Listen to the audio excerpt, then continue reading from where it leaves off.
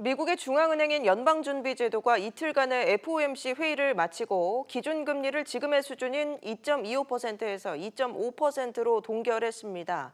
다만 통화정책 성명에서 금리 정책에 인내심을 보이겠다는 문구를 지우고 적절하게 행동하겠다는 표현을 추가해 앞으로의 인하 가능성을 내비쳤습니다. 네, 이번 달 FOMC 회의 결과 분석해보고 연준의 통화정책 향방 전망해보겠습니다. 가톨릭대 경제학과 허인 교수와 함께하겠습니다. 어서 오세요. 어서 오세요. 네, 안녕하십니까? 네, 네. 혹시나 금리를 내리지 않을까 하는 전망도 있었는데요. 이번 결과 어떻게 봐야 할까요? 예, 뭐 시장 예상대로 이제 금리 동결이 나왔습니다. 이제 앞에서 말씀하신 대로 이제 인내심이라는 단어를 이제 문구에서 삭제를 했고요. 네. 경기 판단도 조금 달라진 것 같습니다. 미국의 경제가 이제 솔리드 레이트라고 견조한 증가세를 보였다라고 전에는 이제 얘기를 계속 했는데요. 지금은 이제 모더레이트 레이트, 그러니까 어느 정도 우리가 예상할 수 있는 수준이다라는 얘기로 경기 판단을 바꿨습니다. 그리고 이제 특이한 점을 보시면은 9명이 이제 동결을 주장을 했고요. 한 사람이 이 결정에 대해서 반대 성명을 냈습니다. 예. 제임스 블러드 총재인데요.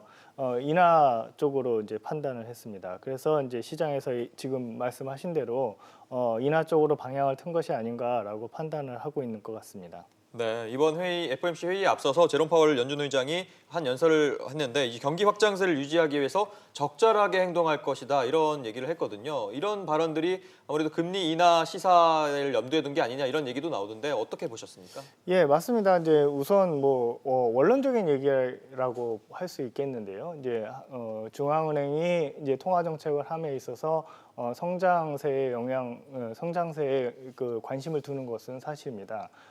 그리고 이제 미국의 지금 이제 성명서를 놓고 보시면은 근원 소비자 물가 상승률이 2% 미만으로 이제 떨어진 상황이고요.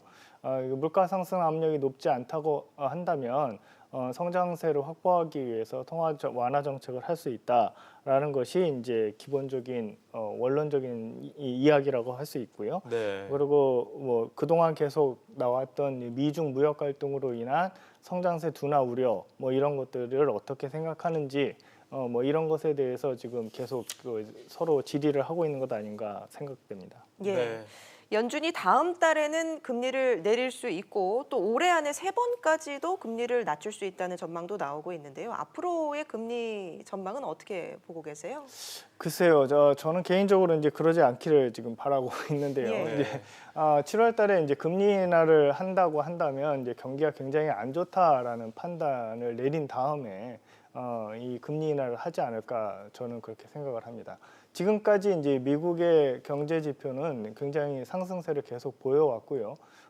그런 것들이 유지가 된다고 한다면 특별히 이제 금리 인하를 할 필요가 없는 그런 상황이 되겠죠. 네. 그런데 지금 금리 인하 이런 논의가 계속 된다는 얘기는 앞으로의 미국 경기가 굉장히 부정적으로 갈 가능성이 있다라는 것이고 그렇게 생각한다면 선진국 경기 중에서 유일하게 상승세를 보여왔던 미국 경기마저 후퇴를 한다고 그런다면 우리나라 경기에도 굉장히 부정적인 영향을 미칠 우려가 높기 때문에 이런 것도 우리가 좀 고려해 봐야 될 상황이라고 생각이 됩니다.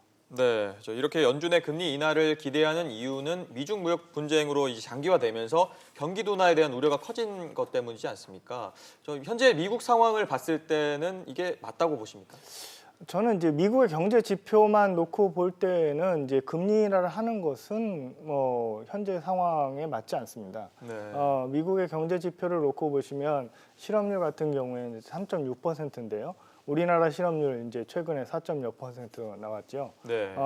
우리나라 실업률이 미국 실업률보다 높았던 적 별로 없습니다.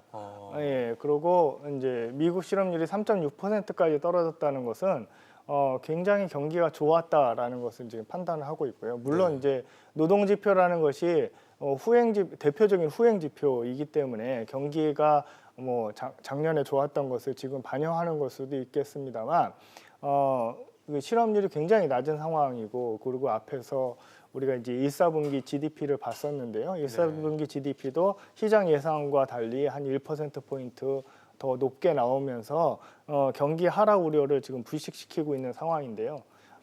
지금 이제 그 말씀하셨듯이 이제 미중 무역 분쟁만 아니라면 미국의 경기 하향세라고 판단할 이유는 거의 없어 보입니다.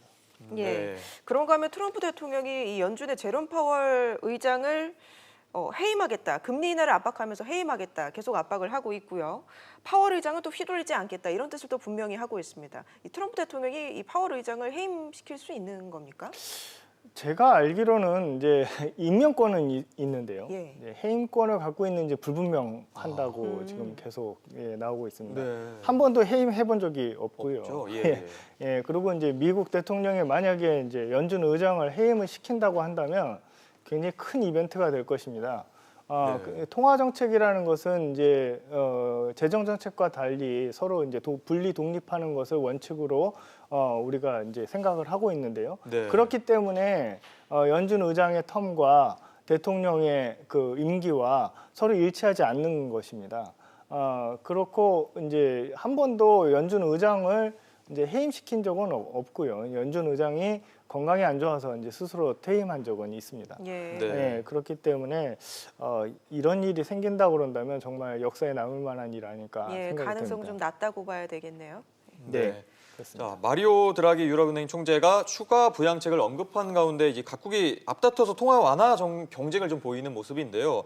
자, 금융시장에는 이게 어떻게 작용을 하게 될까요?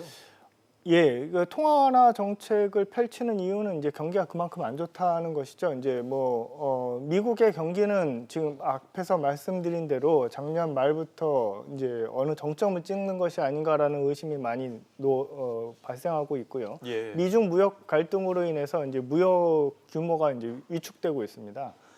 특히 이제 미국 이외의 다른 선진국들의 경기가 이제 하강 국면에 도착해 있는 것 같습니다. 그러니까 우리나라도 마찬가지고요. 네. 이런 것 때문에 이제 통화 완화 정책을 하는 것이 맞는 것이 아닌가라고 생각이 들고 이제 통화 정책의 방향이 바뀌는 것이기 때문에요. 이런 상황에서는 굉장히 이제 변동성에 유의해야 합니다. 당장 이제 시중 금리가 이제 인하 가능성이 있고요. 주식 시장에서 보면은 이제 금리가 떨어지면 이 주식 시장은 보통 이제 호재라고 보는데요. 네. 이제 경기 하락 압력이 얼마나 더 큰 것인지 금리 인하 쪽이 더 힘을 받을 것인지 그걸 생각해 봐야 할 것이고요.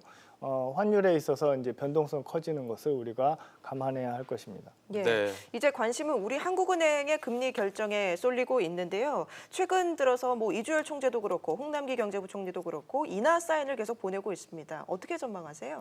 예, 국내 경기만 봐서는 이제 금리 인하를 하는 것이 이제 매우 적절한 조치라고 보여집니다. 네. IMF가 경제 성장률 전망을 할 때도 그랬고요. OECD가 우리나라 경제 성장률 전망을 하락하면서도 통화 정책은 완화적인 기조로 할 것을 이제 주문을 한 적이 있습니다.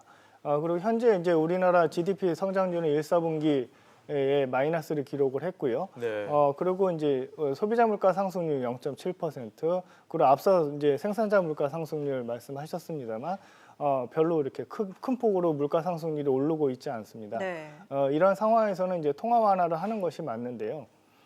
그런데 이제 우리가 앞서서 살펴봤습니다만 미국의 연준 금리가 이제 최대 2.5%인 상황에서 우리나라 기준 금리가 1.75%, 최대 이제 0.75% 포인트 차이의 기준 금리를 유지하고 있는 상황인데요. 예. 다행스럽게도 아직까지는 이제 자본 유출이 본격적으로 발생하고 있지 않습니다만 얼마나 오랜 기간 동안 또 얼마나 큰 폭으로 기준 금리의 차이를 우리가 이제 버틸 수 있는지, 자본 유출 없이 버틸 수 있는지, 그것이 이제 항상 의문이기 때문에 한은에서 이제 공격적인 통화 완화를 하지 못하고 있는 것이고요.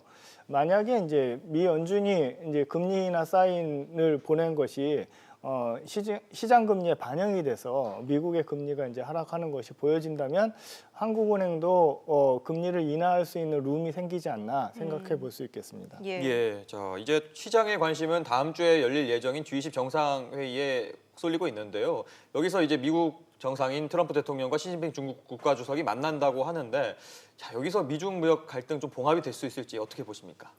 예, 이제 미중 무역 갈등 참 어려운 이슈 같습니다. 이제 우리가 1, 2월 달에 예상을 할 때에는 3월 달 안에 어느 정도 이제 합의를 이룰 것이다라고 생각을 했는데 예.